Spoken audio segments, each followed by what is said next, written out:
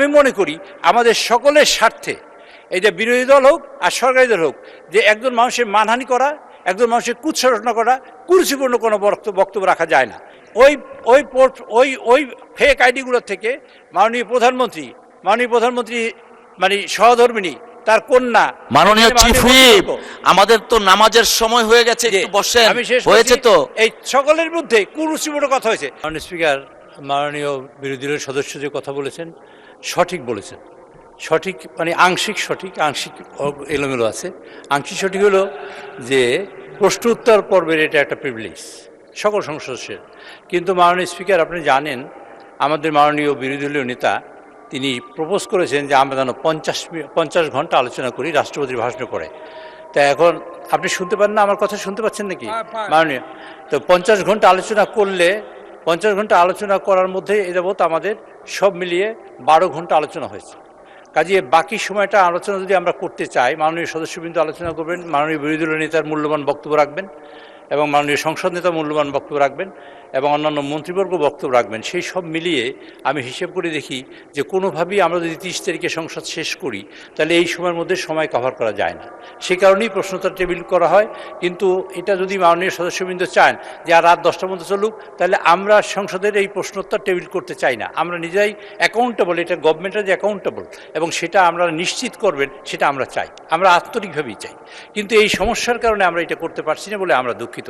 যদি বলেন আপনার মাননীয় সদস্যবৃন্দ একমত হয় যে আমরা রাত 10টা পর্যন্ত চালাবো, তাহলে আমরা 2 ঘন্টা সময় পেলে এখানে আমাদের ভাইজান আমার কথা বলার সুযোগ দেন ভাই। আচ্ছা, তো সুতরাং সেটা তখন এটা করা যেতে পারে। Please allow Chief Whip to talk. Please, other member of this house. আচ্ছা, এগুলো allow করেন Chief Whip সাহেবকে। মাননীয় স্পিকার, এই ধান মানতে শিবের গীত মাননীয় সদস্য আর একটা বিষয় উত্থাপন করেছেন।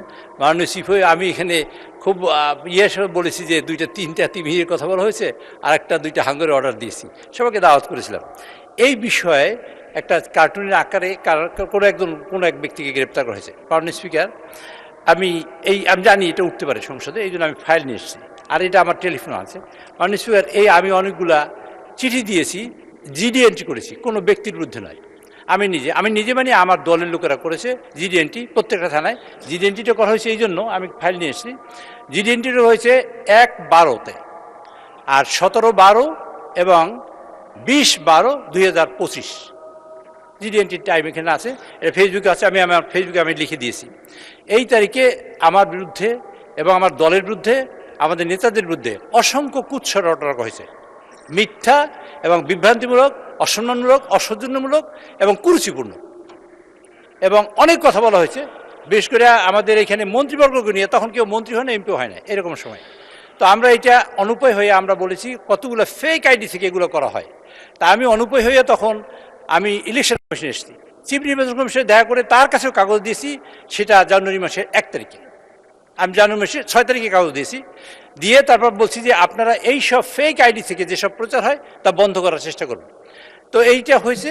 তারপরে এক পর্যায়ে অনুপরে হয়ে আমি রিটার্নিং অফিসারকে আমি ওই 1/6 আমি আর একটা চিঠি দিয়েছি, এগুলো রিসিভ করা কপি সব, এগুলো তো আমি দেখাচ্ছি সবই রিসিভ করা কাগজ। এখানে এই রিসিভ করা কাগজ, এগুলা মাননীয় সদস্য যেটা বলেছেন উনি সঠিক জানেন না বা জানতে পারেন না, সেই জন্য। 1 মিনিট আমার কথা শেষ করতে দেন, আপনার হাত যাওয়ার দরকার নেই, আমার কথা শেষ করি। এগুলো হওয়ার পরে চিফ হুইপ আমাকে অ্যাড্রেস করেন, আপনাকে অ্যাড্রেস করে কথা বলছি। এগুলো দেওয়ার পরে মাননীয় সদস্য আমাকে অ্যাড্রেস করেন। এই সব দেওয়ার পরে আমরা অ্যাকচুয়ালি কোনো সুরাহা করতে পারিনি।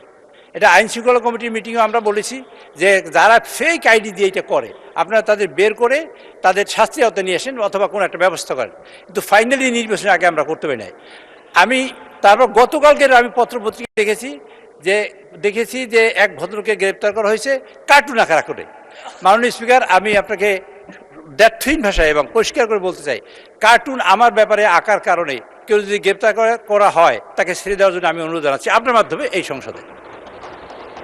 কিন্তু এটা আমি আমার ফেসবুকে লিখে দিয়েছি, আজকে পোস্ট করেছি। কিন্তু ওই ভদ্রলোক এখন পর্যন্ত আমরা জানি না এইসব সাইবার কার্যক্রমের সাথে জড়িত কিনা, এখন পর্যন্ত আমি জানি না, আর কেউ জানতে পারে। সুতরাং ওই ভদ্রলোক যদি সাইবার কার্যক্রমে জড়িত থাকে এবং এই লোকটা সেইটাই যদি ওই লোকই হয় যে লোকটা আমি চিনি এবং সেই লোকটাই যদি এই কার্যক্রমে জড়িত হয়, তা আমি মনে করি আমাদের সকলের স্বার্থে এই যে বিরোধী দল হোক আর সরকারি দল হোক, যে একজন মানুষের মানহানি করা, একজন মানুষের কুৎসরচনা করা, কুরুচিপূর্ণ কোনো বক্তব্য রাখা যায় না। তো এর মধ্যে দেখা হয়েছে মাননীয় স্পিকার, একটা সাইবারের ইনফরমেশন কালেকশন করে আমরা দেখেছি বিভিন্ন পদ্ধতিতে, এই কালকে থেকে জানার পর থেকে আমরা কালেকশন করেছি, তাদের দেখেছি এক ভদ্রলোক, এই হাসান নামে তার ভদ্রলোক, তিনি অনেক কিছু কার্যক্রমের সাথে জড়িত, ম্যান পাওয়ারের সাথে জড়িত, মানুষ এক্সপোর্টের সাথে জড়িত। ভাই আমার কথা শেষ করতে দেন কাইন্ডলি। আচ্ছা, এবং ইয়ের সাথে মানি লন্ডারিং সাথে জড়িত, এরকম অনেক ইনফরমেশন এখানে আছে। এটাও কতখানি সঠিক তা আমি জানি না। কাজে আমার বক্তব্য হলো, এই ভদ্রলোকই যদি সেই ভদ্রলোক হয় যিনি এই সাইবার কার্যক্রমের সাথে জড়িত, তা আমি মনে করি তার এইটা গভীরভাবে খতিয়ে দেখা উচিত সরকারের, এবং এটা পর্যালোচনা করা উচিত এটা সঠিক কিনা।